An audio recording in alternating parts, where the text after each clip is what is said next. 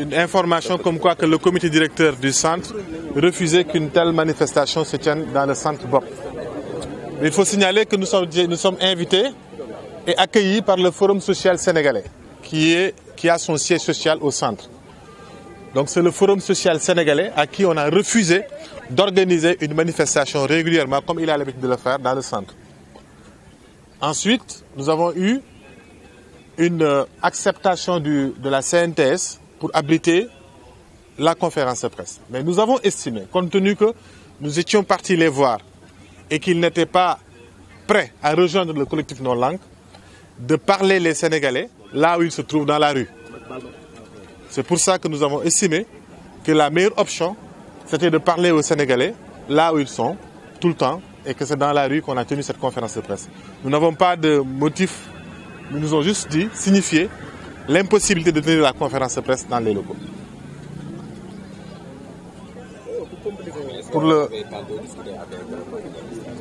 Je reviens un peu sur nos principaux projets, le truc. Ouais. Le collectif non-langue. Voilà. L'objet de la conférence de presse d'aujourd'hui, c'est d'une part de revenir sur la dernière manifestation qui s'est tenue le 20 décembre dernier, qui a été articulée par deux faits majeurs. Macky Sall et son préfet ont encore violé la loi fondamentale en mobilisant de manière honteuse les forces de l'ordre à la place de l'indépendance pour casser du citoyen sénégalais. Ils ont cassé les manifestants, ils ont cassé les journalistes, ils ont vandalisé leur matériel. Ils ne sont pas arrêtés là en violant la loi.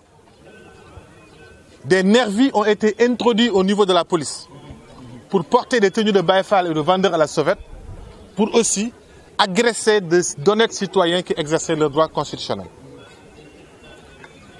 Ce même jour, le docteur Babacar Diop a été agressé en prison.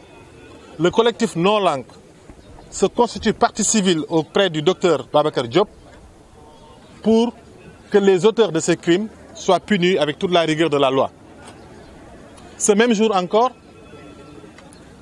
en libérant Babacar Diop et les autres étudiants, le pouvoir cherche à isoler Guy Marius Sagna, Fallou Galassek et Ousmane Sarr. Il cherche à les isoler, d'une part, et d'autre part, cherche à casser la dynamique au sein de nos langues. Nous avons compris, et nous ne nous laisserons pas faire. Le collectif non-langue a saisi l'occasion de cette fête de fin d'année pour demander aux Sénégalais d'avoir une pensée à ces vaillants soldats qui ont inspiré le collectif et qui ne sont en ce moment en prison et que eux, ils sont libres que parce qu'ils veulent que les Sénégalais vivent dans l'épanouissement et ne paient pas et continuent de payer régulièrement des factures normales.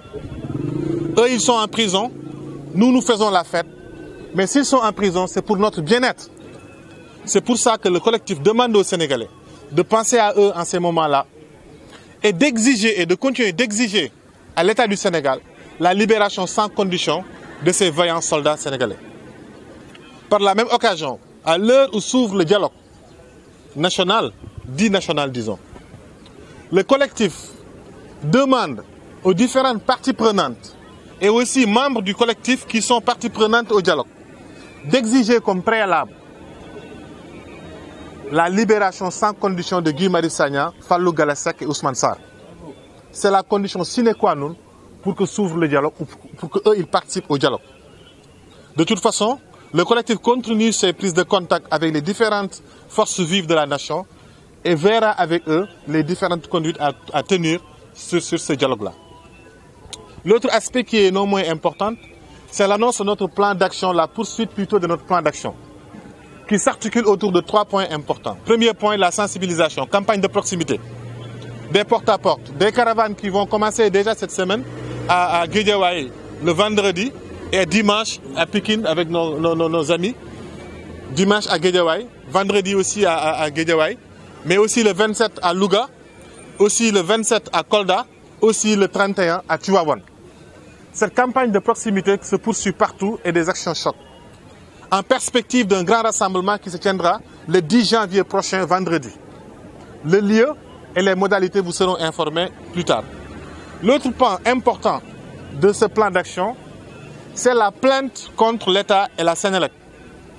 Que nos avocats sont en train de voir quels seront les articles qui seront visés. Mais tout ce qui en état de cause, le collectif Non Langue demande à chaque Sénégalais qui se sent arnaqué par l'État du Sénégal, qui sent que sa facture d'électricité est une surfacturation de Macky Sall, de nous envoyer les copies de sa facture. Il peut l'envoyer par WhatsApp sur nos différents numéros. Il peut l'envoyer dans des lieux physiques, dans les différents sièges des parties prenantes en banlieue, en Guédiawaye et partout dans le pays, mais aussi de le poster via les réseaux sociaux. Nous allons collecter et nous voulons que ces millions de Sénégalais-là participent avec nous à déposer cette plainte contre l'État et la Sénélec. Voici, en résumé, la teneur de cette conférence de presse d'aujourd'hui. Excellent.